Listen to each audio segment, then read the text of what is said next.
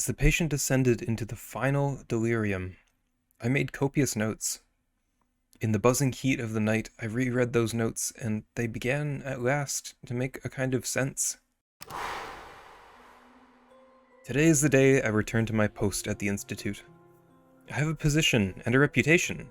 That should mean something, but I'm beginning to dream of something else. Dr. Duck was a difficult patient. I had to take some time away after the business ended. The doctor has been sympathetic to my issues, but I must return to work full-time now. There's a dank and clinging smell to the Institute halls that never quite leaves one. Perhaps it is the paint. Perhaps it's the patients. Perhaps it is something in the walls. The patients spoke of things that could have no meaning. The house without walls, the divided sun, the invisible light. But when I recall how they spoke of that invisible light, my heart surges. I can ignore the notes no longer. As I begin to read, I recall the delight in the patient's eyes, the music in their voice, but also the smell of the room where they lay. In sleep, I'm a crooked tree. Moths crawl my bark. Dawn begins, although the light is invisible. At its touch, I straighten to reach for the sun. Odd moments of sense emerge. I had almost forgotten the curious excursion on the Way of Moorland, but now I realize it was the way to Moorland. I've heard of this Moorland, a dealer in troublesome books. The rest of their raving, it means no more than it did before. How can a house lack walls? What is the glory they yearned for? But I can already sense the dreams, waiting for me in my sleep. When I wake, my face is racked with tears of joy. That light, cleaner than anything I touch in waking life. But I saw what these dreams did to Dr. Duck at the end. It would not be wise or safe to follow them. The directions to Moorland's shop are cryptic. When one deals in the kind of books my correspondent studied, one must be circumspect. An ill-lit street at an ill-favored bend in a lesser river. A soft yellow light through a grimy window.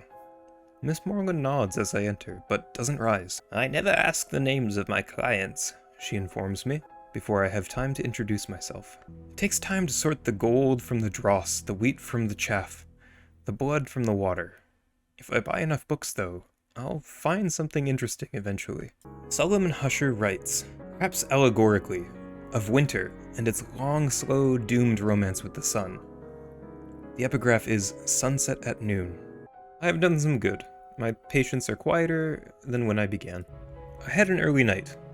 Sleep itself is a long, dark ocean, but sometimes, when we reach the farther shore, there is a lamplight. On closer investigation to the study on the white, the work seems to be a theory of aesthetics, or perhaps a set of warnings about the dangers of painting. The watchman is the door to the eye. To unlock my own eye, there must be a tiny sacrifice. I wielded the knife in sleep. There is pain, but even the pain is a signpost. I have bound the wound. I'll tell them it was an accident. In the dream, I saw the door. Someday soon, I'll pass it. One of the patients at the Institute also had a bandaged eye.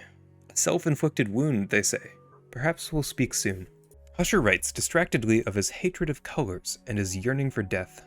He hints at a great work he has envisioned or begun, where the palest of paintings will enthrall the world. He returns again and again to certain compelling phrases, which he claims are the secret words of winter. It has been suggested that one can only read such knowledge with one's eyes closed, but only by mischievous commentators. There are incantations of unseeming, where the space between the words is as potent as the actual syllables. When a thing is opened, we will know its nature. A nonconformist enclave of a heterodox sect of Calvinist offshoot, tucked away in an odd corner of the city. They belt out hymns with unsuitable gusto, in a throat-scraping language that is very much not quite Latin. The watchman, who is the door in the eye, waits in my dreams. I learn the lantern lore, and I dream of this temptation. I can advance my purpose. The need gnaws at me. My wound is healed, and so is theirs. They don't understand why they did it, but they dreamt of me that night. We are connected. I dreamt of opening doors. Red doors and gold doors and doors of glass and doors bound like books and railway carriage doors and castle gates. Behind one was something I seek. I woke with the slamming of doors still in my ears. In times of a special crisis, I might visit a discreet pharmacist to purchase a tincture of opium and make my dreams sweet, but only in times of a special crisis. Now I understand the blinking in the light. Mirrors are calm. The sun is steady. The glory recedes. I am sane, if that means anything. Oh, that deep peace from that tincture of opium. But I should not do this again. All shall be opened. When we open a thing, then we learn its nature. I've deepened my understanding of the lore that opens, which we call by its aspect, knock. I must talk publicly about these invisible arts, even if it will attract attention. Perhaps that's what I want. I found someone who I might pay to enact regrettable necessities. I get the job done, said the hulking fellow to me. Suluchana Amavsia, the laconic, energetic, bright-eyed, unblinking owner of the Ectis Club. If you have the Dancer expansion, you can use this combination to find a job at the Ectis Club and pursue the change ascensions. There's always someone who doesn't understand, or who understands too well. This troublemaker may seek evidence on my activities to share with the authorities. This gentleman would much rather be left alone with his pipe and his illustrated London news. But no, apparently some conjurer of abominations has to be hunted down like a mad dog, and apparently no one else can find the time. Locksmiths often have the dream after the sole of the foot is wounded, especially if it has been snake-bitten. I could try that. I limp along the road, and so it is that I see the serpent in the ditch. I follow it across the waste places and into the root maze. Is it hair that brushes my face, or hanging moss? I bend low to stay close to the earth like my guide. I will not forget the way to this place. Membership of the congregation is strictly controlled. It may even be inherited. The safest approach is to burgle the minister's residence while he is conducting a service. But the sworn mothers of the congregation guard the place in shifts, and they are not easily distracted. They are only monks, but they are many, many monks. We might prevail, if we're lucky. They are stronger and wiser than we had supposed, and now their blows have found a mark. There's a house in the wood. I know enough knock secrets to find the hidden paths through the tangled trees. These are the bounds about the house, with their mists and their traces.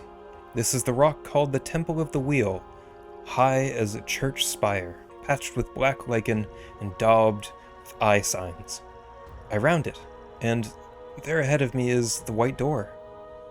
Open, as was prescribed so long ago. In my dreams, I know the path to the white door, through the bounds, but that path is thronged with the dead who pass that way.